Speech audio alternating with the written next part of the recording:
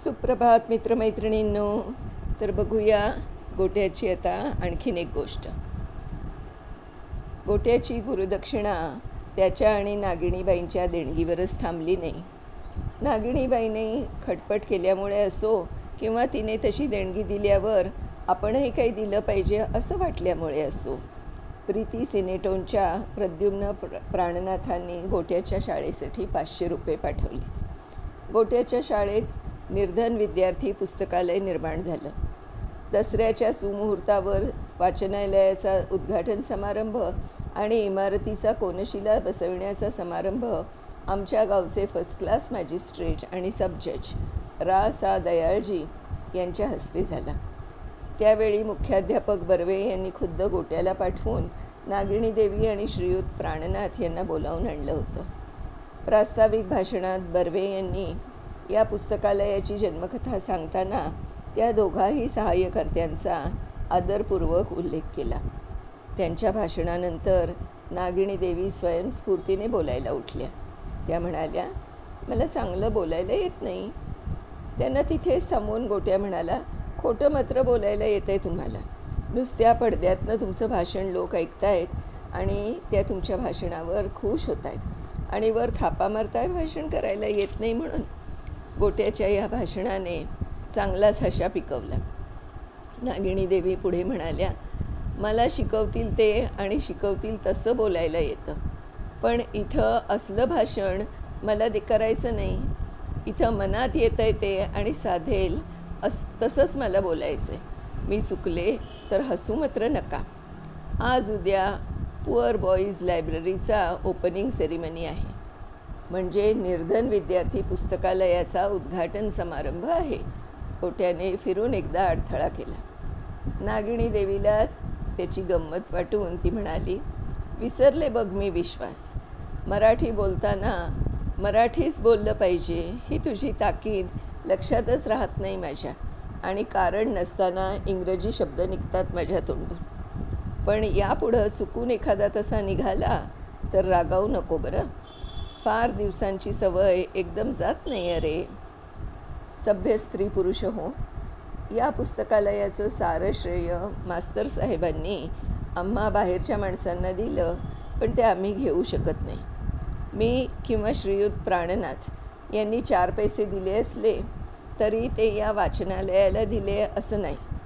मला माझ्या दुर्दैवानं भावाचं सुख लाभलेलं नव्हतं. विश्वासनं ते सुख मला दिलं. त्याच्या रूपानं मला पाठचा भाऊ लाभला. या माझ्या छोट्या भावाची हौस पुरवण्यासाठीच मी आणि आमच्या मालकांनी पैसे दिले. भावाला खाऊ खेळण्यासाठी पैसे दिले तर त्यात उदारपणा आणि परोपकार तो कसला. श्रोत्यांनी टाळ्यांचा कडकडाट केला. सर्वांच्या नजरा गोट्याकडे कौतुकाने पाहू लागल्या. गोट्या बोलायला उठला. फिरून टाळ्यांनी सभामंडप दणाणून गेला.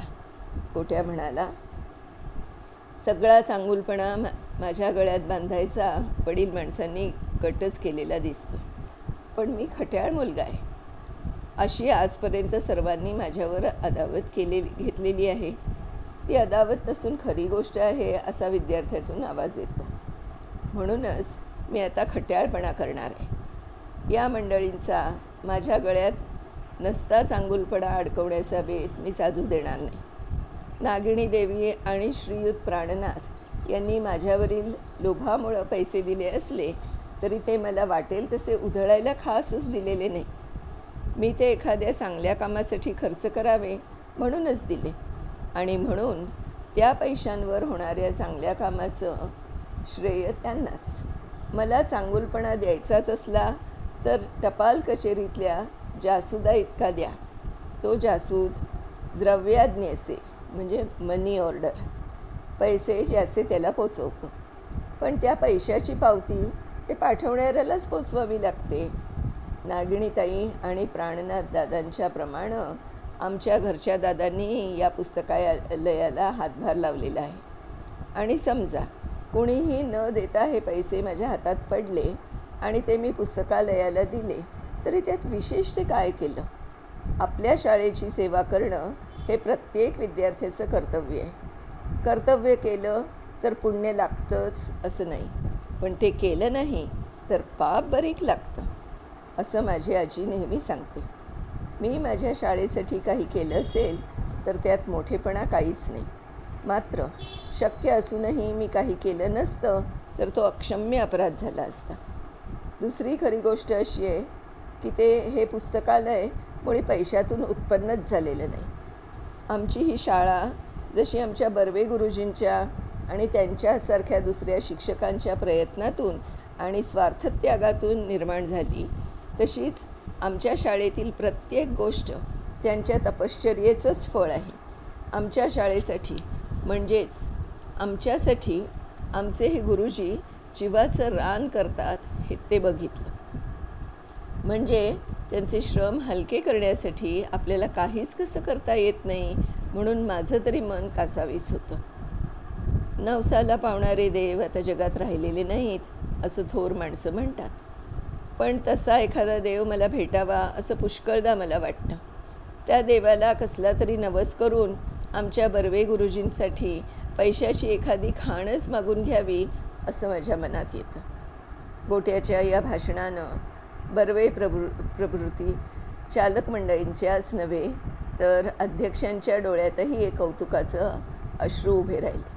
अध्यक्षांनी आपल्या भाषणात बर्वे मास्तरांना धन्यवाद देताना म्हटलं, श्रीयुत बर्वे यांची बाकीची सर्व कामगिरी नजरेआड केली तरी विश्वासासारखा आदर्श विद्यार्थी त्यांनी निर्माण केला, एवढी एकच गोष्ट त्यांची श्रेष्ठता सिद्ध करायला पुरेशी आहे.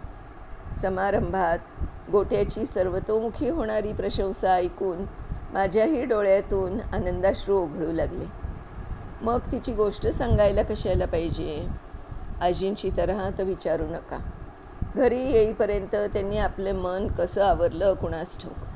पण घरी पाऊल टाकताच त्यांनी ओटीवर बसकण मारून मुसमुसून रडायला सुरुवात केली. काय झालं हो आजी? असं हिनं विचारलं तर म्हातारीच्या कंठातून शब्दच उमटेना. महत्प्रयासाने आजी म्हणाल्या, काय सांगू वहिनीबाई तुला, माझ्या पोटात काय होतंय ते. पोरट्याचा आजचा जय जयकार बघायला आणि ऐकायला माझी ताई जगली नाही गं. असलं रत्न पोटायला आलं तिच्या. पण आजींचा गहीवरून फिरून आवाज प्रबळ झाला. त्यांचं सांत्वन करायच्या भरीला तीही पडली नाही. तिच्या गंगा यमुनांनाही पूर आला होता. मुलाच्या यशाचा जो आनंद आपण उपभोगतो त्याचा आस्वाद घ्यायचे भाग्य आपल्यासारख्याच दुसऱ्या प्रेमळ माणसांना नाही, याची ती हळहळ मोठी विलक्षण होती. स्त्री हृदयाचा तो कोमलपणा पाहून कोणाला नवल वाटणार नाही. यावेळी सुमाचीही कसली तरी चुळबुळ चालली होती. तिला काहीतरी सांगायचं होतं पण सांगायचा धीर होत नव्हता.